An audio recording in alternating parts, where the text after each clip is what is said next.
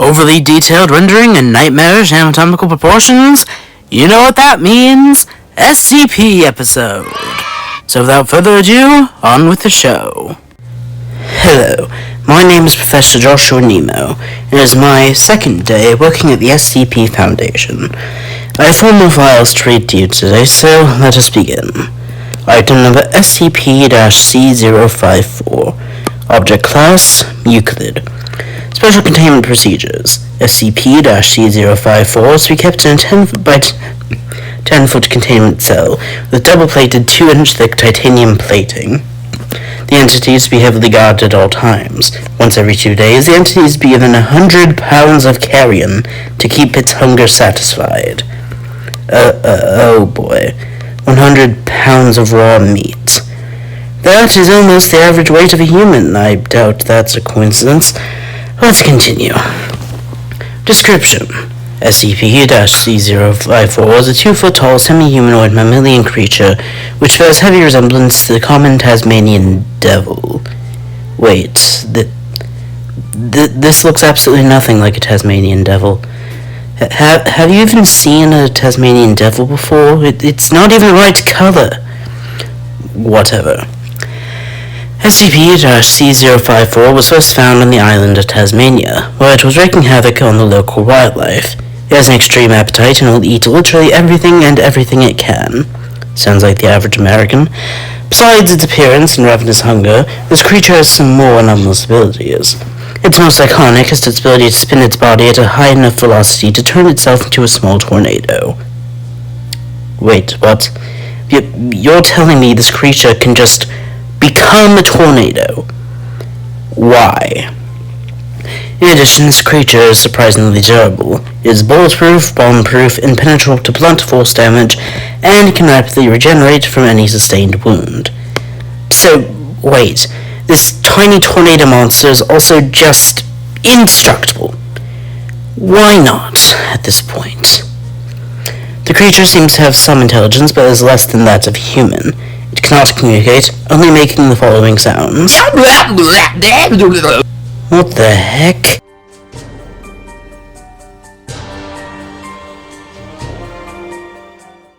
Okay, that was weird. Probably the weirdest I've seen yet. But somehow I doubt that will be the weirdest today. Okay, next one. Item number SCP-C211. Object Class, Neutralized, formerly Keter. Okay, so it's dead. Formal Containment Procedures. The containment procedures for SCP-C211 are nearly identical to those of SCP-1471. That's the phone app that summons the weird dog monster, right? I mean, I have no idea what that is. Description. SCP-C211 is a mobile phone application by the name of Duolingo. Upon download, it will appear as simply an app that assists in teaching foreign languages. However, if one begins to skip or forget to do their daily lessons, it will summon a physical manifestation of the app's mascot. This mascot, referred to as Duo, appears as a semi-humanoid green owl, the size of which is inconsistent. Upon missing the first few lessons, SCP-C211 will begin to quietly threaten its target with messages such as Spanish will vanish, Korean will never be seen, or German or burn man. Personally, I prefer ASL or go to hell, but that's just me. If the target does not heed these warnings, the entity will then go to further measures. Its most common tactic has been kidnapping either the direct target or loved ones of the target. Okay then, that seems like a lot of effort to go through for a missed lesson. As of that yet, we do not know exactly what the entity does with its victims. He has hinted that he eats them, however that is not confirmed. Oh my, I think I'm going to puke. At its most dangerous, it once managed to hijack the nuclear arsenal of a since-redacted government and use them to threaten a man to do his Korean lessons. Okay, this has escalated. Initially, strategies to contain SCP-C211 were identical to that of SCP-1471, trying to delete the app from many app stores and deleting the mobile devices on which it was installed. However, the app soon became too widespread for us to contain. So we did something that, I will admit, I'm not sure we should have done. We exploited internet brain rot and turned this SCP and its various crimes into a viral meme. This strategy has so far been successful in keeping the existence of this entity unknown to the general public. So wait, this thing is just running around and your only recourse is simply to turn it into a meme? All to keep it a secret. Great. Just great. File update. On February 11th, 2025, we received word that the physical form of SCP-C211 was terminated. Video recordings of the event, which were quickly taken down and put solely into operative hard drives, show the entity being run over by a Tesla Cybertruck. Since this event, there have been no further incidents. Oh, okay. The nightmare is finally over. Wait, the file's updating? What do you mean it survived?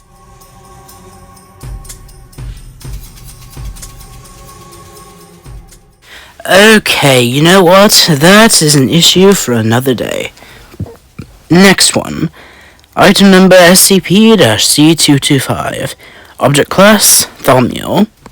Oh, it's one of the helpful ones. Special containment procedures. SCP-C225 is allowed to freely roam about the facility, as well as accompany certain task forces for certain missions. If it behaves well on these excursions, it is to be given a treat or chew toy. Oh, it's a puppy! I need to look at the image. Who's a cute little puppy? Who's a cute... Ah! No, that is not... No. What the heck is that? Description. SCP-C225 is a non-anomalous human with the head of a non-anomalous dog sewn onto it, as well as the brain of said dog. It is literally a human with a dog's head sewn onto it. That is horrifying. How did this happen? On August 30th, 2016, a task force was sent out to raid a global occult collusion base. Unfortunately, the GOC knew we were coming and set up a bomb that would obliterate the base, destroying all the evidence. Because of this, an operative named Redacted and his dog attempted to defuse the bomb. They failed. The bomb exploded, killing both the operative and his canine assistant. We were intending to dispose of the bodies as usual, but were stopped by SCP-049, also known as the Plague Doctor. Oh no, not this guy. He's the guy who's always experimenting with corpses and ranting on and on about the pestilence. I mean, I've never heard of this thing in my life. Either way, SCP-049 demanded we hand over the corpses of the operative and the canine for him to experiment on.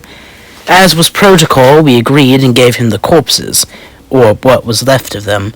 The dog's body was all but destroyed, as was the operative's head. The next day, the Plague Doctor introduced us to SCP-C225, also known as the Dogman. He had all the intelligence, dexterity, and physical strength of a human, with the loyalty, senses, and instincts of a dog. That sounds horrifically inefficient. I mean, I've had quite a few dogs in my life, and they are very chaotic. Adorable, but chaotic. We took the new entity out on a few missions and found mixed results. The entity's canine senses mixed with the human physiology were incredibly useful. However, he was also very easily distracted, often chasing squirrels, cats, or other distractions. However, he has proven time and time again to be a useful asset to the Foundation. Okay, understood, but still looks horrifying.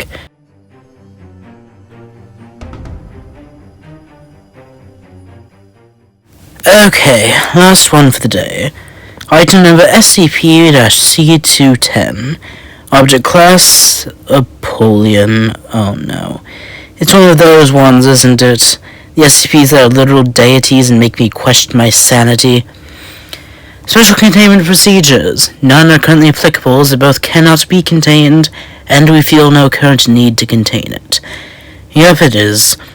Also, what do you mean you have no need to contain it? That is literally our entire job. Description: SCP-C210 is a draconic entity which looks to be thrown together from various animal body parts, including the face of a goat-like dragon, the antlers of both a deer and an antelope, the arms of an eagle and a lion, the legs of a lizard and equine, wings of a bat and bird, and a more traditional dragon-like tail. Okay, it's literally just a hodgepodge. Great. This dragon was first discovered along with various others. There was on an island in the Pacific Ocean. This island is entirely populated by sapient and magical equine, including ponies, unicorns, pegasi, and alicorns. Sorry. There are also dragons on this island, but they are mostly domesticated pets. That is, except for SCP-C210. This dragon is simply the embodiment of chaos. It has many incredible powers, such as reality manipulation, time manipulation, shape-shifting, mind control, necromancy, flight, regeneration, and many, many more. Okay, this guy sounds bad. Why are we letting him reign free? Despite his prior evil actions, reports have shown that SCP-C210 has been going through some character development. He has developed a friendship with a small yellow Pegasus, and has become close to the rest of the equine population. Due to his change in character, and the island's location in general, we've decided not to intervene. However, we will set up protocols in case he ever reverts to his prior ways. Well, I suppose that makes sense. In that case, that is all for today. I'll be... Psst. Professor Nemo, I finally found the information about the O5 Council.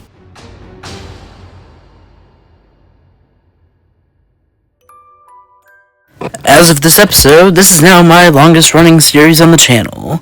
Well, tied with horror villains and supervillains, but still. But if you want to see more cartoons made to look like nightmares, comment below. But until then, goodbye, and I will remember you all in therapy.